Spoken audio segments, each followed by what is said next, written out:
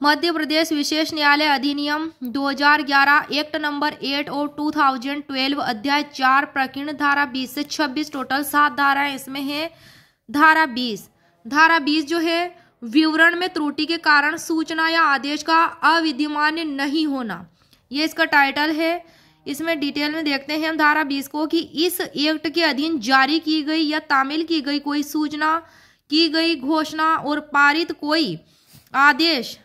कोई आदेश उसमें उल्लिखित संपत्ति या व्यक्ति के विवरण में किसी त्रुटि के कारण अविद्यमान नहीं समझी जाएगी यदि ऐसी संपत्ति या व्यक्ति ऐसे उल्लिखित विवरण से पहचाने जाने योग्य है तो। अब आ जाते हैं धारा 21 पर।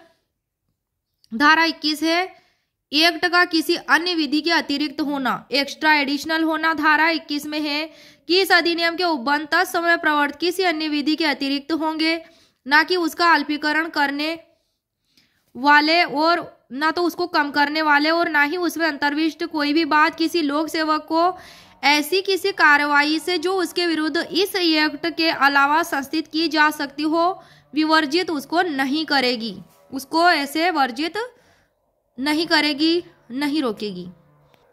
अब देखते हैं धारा 22। धारा 22 में है अन्य कार्यवाहियों का वर्जन रोकना।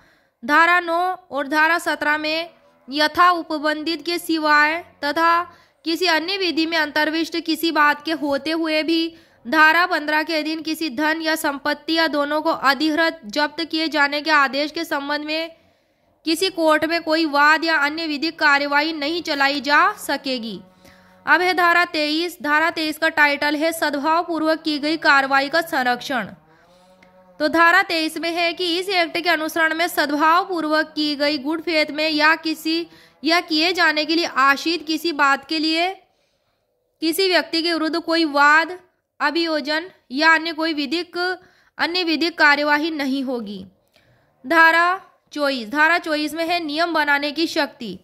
इसमें 2 उपधाराएं दी गई हैं। धारा 24 की उपधारा 1 में है राज्य सरकार अधिसूचना द्वारा ऐसे नियम यदि कोई हो बना सकेगी जो इस एक्ट के प्रयोजनों को कार्यान्वित करने के लिए आवश्यक समझे जाएं। उपधारा 2 इसकी कहती है कि उपधारा 1 के अधीन बनाए गए प्रत्येक नियम राज्य विधानमंडल के समक्ष रखे जाएंगे, एमपी के। अब आ जाते हैं धारा 25। धारा 25 में है अध्यारोही प्रभाव। एक्ट अथवा तत्समय प्रवर्त किसी अन्य विधि में किसी बात के होते हुए भी, कोई भी बात होते हुए भी इस एक्ट के उपबंध किसी असंगति की दशा में अभिभावी होंगे, मतलब इरिलेवेंट की दशा में भी वह ओवरराइड होंगे, अभिभावी होंगे इस एक्ट के उपबंध। धारा 26 में है कठिनाइयां दूर करने की शक्ति।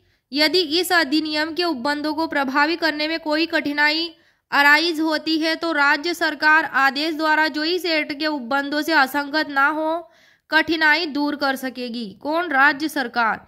परंतु कोई ऐसा आदेश इस एक्ट के प्रारंभ होने से 2 वर्ष की कालावधि का अवसान होने के पश्चात नहीं किया जाएगा। कितने वर्ष की अवधि? 2 वर्ष की कालावधि के पश्चात कोई भी आदेश नहीं किया जाएगा।